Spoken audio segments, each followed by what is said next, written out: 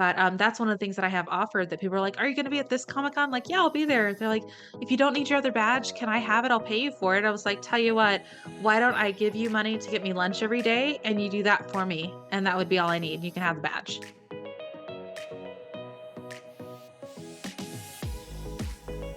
Hi, everyone. Welcome to Behind the Booth. I'm Jade, and with me, as always, is my award winning producer, Heather.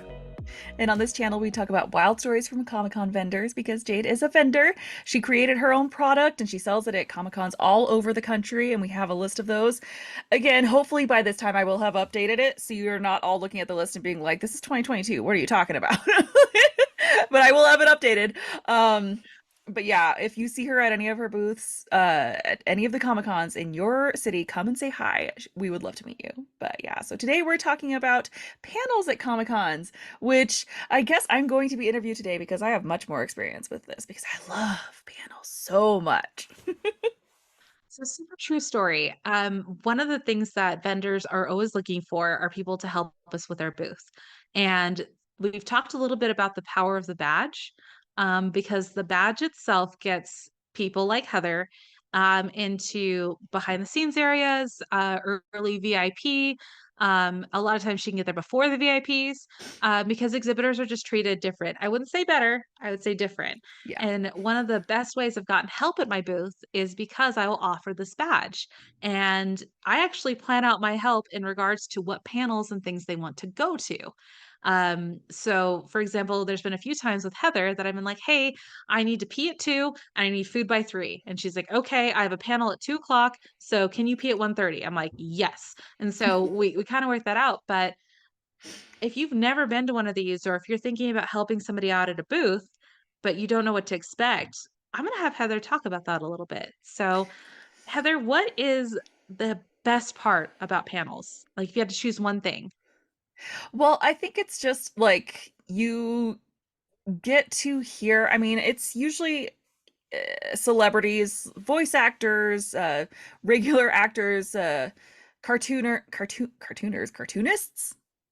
artists. Yeah. Good Lord. Yeah.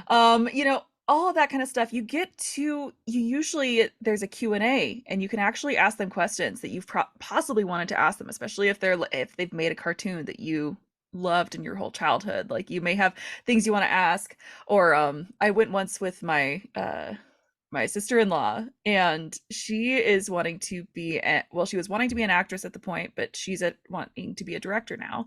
But Oh, we wow. went, I know, right? We went to a panel I didn't and it know that. was just, oh, it's not a man, it's not the one that you met. Um it's Luke's younger sister. Sorry. I have so many sisters-in-law. Um um, but we went to go see D. Bradley Baker, and he's a voice actor. He did the voice of Perry the Platypus in Phineas and Ferb, and he's done all kinds of stuff. He's everywhere, and he's just adorable. He's just the kindest man ever. But she got to ask him like a lot of questions about like getting into the industry and stuff like that, which I've also done myself. But it's a chance to see these people who are always like elevated to the point of just like, oh, are they even human anymore, which they are. Like doing these conventions with you, Jade, I feel like I've met enough celebrities now. I'm like, old hat, whatever. Like it's just, I still love to meet them, and it's such a unique experience, but it's so fun to see them talk and interact, and it really also gives you kind of a sense of the kind of person that they are. Because of course they can have bad days, especially at conventions. They're exhausted. They've probably been doing Oh, God. signatures and photo ops with thousands of people, depending on how like I don't even how know. popular, right? I don't Like even know how they do that all day. we had Hayden Christensen at Denver Comic Con, Yeah. right? And Yeah.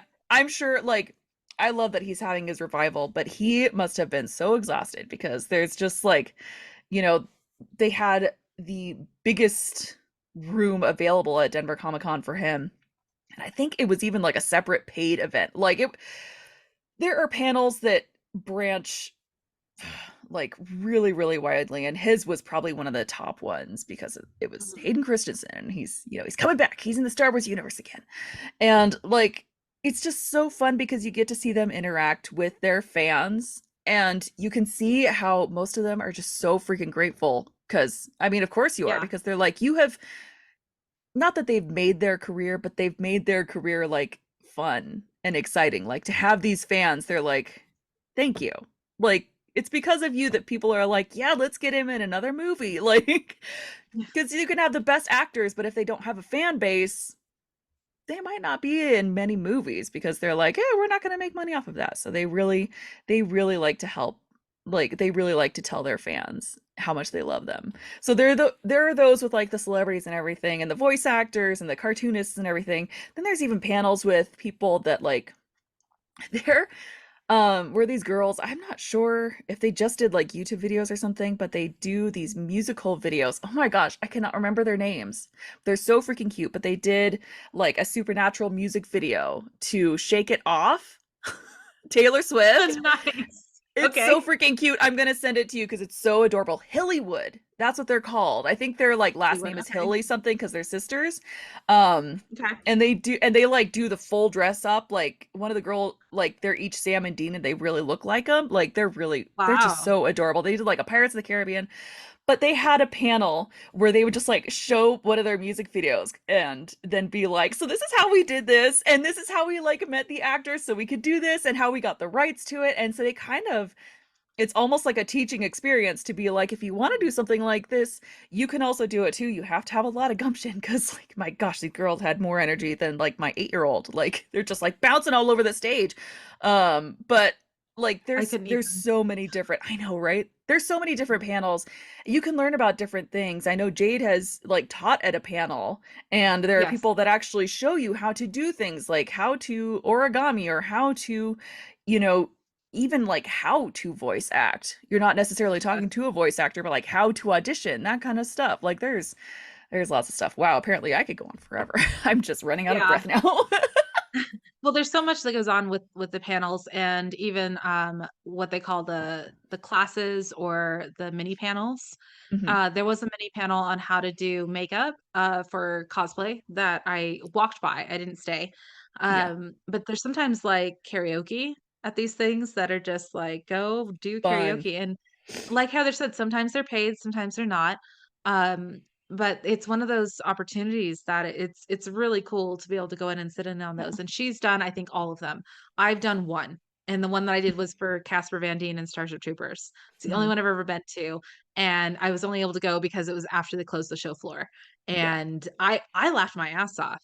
He was talking about working with the director from RoboCop, and he he there's a scene in Starship Troopers, I'll never forget this, when Casper's talking about it, that everyone is in the shower showering, and they're all naked because they're supposed to just be troops, and it's Right. supposed to kinda tackle that gender norm of, like, men and women don't shower together, and one of the other actors, Dina, I think is what he said it was like, "This is awkward and this is weird," and the director's like, "Come on, let's just get this over with," and she's like, "It's so easy, you do it."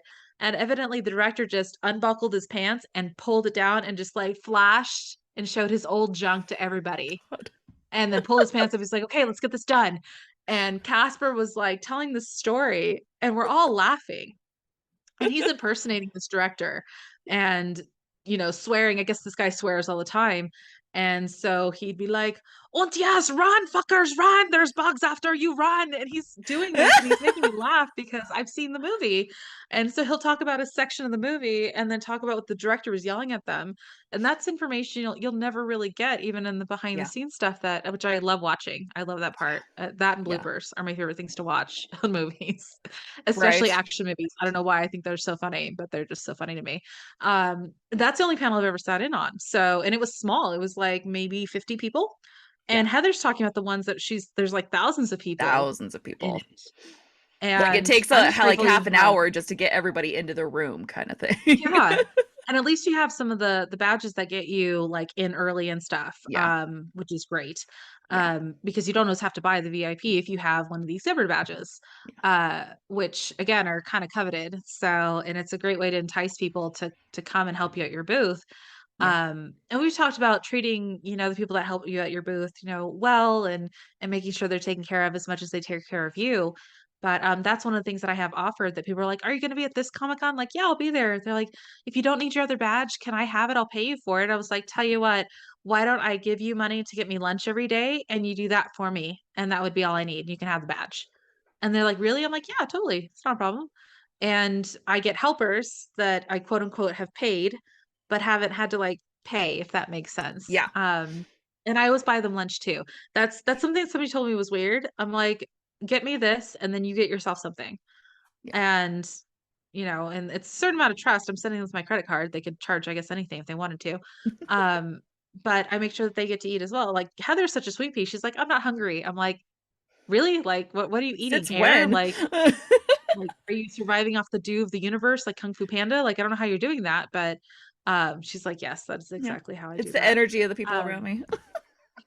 but it is important to as a helper, and Heather does this really well with boundaries, and she's like, "I really wanna see this thing." I think there was a voice acting thing you really wanted to go to? Mhm. And you Yep. told me what time it was, and I was Yep. like, "Okay, then have you come directly afterwards so I don't pee myself, or make sure that I pee first." Yeah. And it's so funny every time she comes out of the booth, she's like, "Do you need to pee?" That's her first question. "You need to pee?" Like, "Probably, yeah. Yeah, I need to pee. That'd be Probably. great." Well, and they always like you always have a schedule of the panels and it could change around. And so like keeping updated with that because they'll pretty much all of them have an app or something. Or you can go take a picture of the schedule because they'll have it at the help desk or whatever. And so And sometimes they'll update it planning online too. yeah, exactly. And so, like, planning those things, being like, okay, like, I know she's gonna need lunch around this time, and there's nothing that I really want to see around that time. So I'll be like, okay, I will be here for this amount of time. We can get lunch anywhere in there, and you can pee, you can do whatever you need to do. And then I'm gonna go to this panel. And I tell her, like, there were a couple times where I'm like, I'm gonna be at this panel, and I want to stay at this panel. And so, like, if you really need me, please tell me. Like, I of course, like if you're like, "I'm dying, my bladder's about to burst," and like then I don't know, whatever. Like if it truly is an emergency, of course I will come and help you, but just know that on my own volition, I won't be back until after this time. So, like just yeah, just being honest with each other. But panels are honestly some of my favorite parts of being at Comic-Con because it's like all that behind the scenes stuff, blooper stuff, like people talk about like the relationships that they made making a movie. Like if you see one of your favorite actors from one of your favorite movies, like just talking about how it was on set and how they actually got this certain shot, or if you're into directing, asking a director about stuff like that. Like it's fun. I have like some of the best memories. I got to listen to Jodie, oh gosh, Ariel, the original Little Mermaid. Jodie something. Oh, you're right, Jody something. We're gonna Yeah. get so many Yeah. comments of like, "I can't believe you didn't know who the mermaid was." I know, right? Yes, the original Ariel, yeah. She sang Part of Your World. Like Mm. like and it just like I don't know, there was just something so magical about it and beautiful about it. I was at a different one where Zachary Levi sang a song from Moulin Rouge, and it just like I was just like, oh my gosh, but it's just those moments because you can tell that like all that joy that they have just kind of comes out because they're just, they're with the people that just adore them. And so they Mhm. can just really like let it out. But yeah, they're really great experiences. And so if you're not even a booth person, you just want to be a booth buddy and Mhm. you really want to go to panels, like really think about that. And then also make, like we said, set those boundaries, make those timelines that's going to work for both of you and be honest about it. Because, if she was like, well, I need to pee in like 2 hours, I'm like, but I had something that I wanted to go to in 2 hours, but then I didn't tell her that, then she would feel like there would be like a little bit of I feel resentment. And bad. you don't want that to happen because it Yeah. could easily be like, you know what? Pee an hour earlier and I'm going to go to the thing and then I'll be back and you can pee again. Like, Right. we can work around this.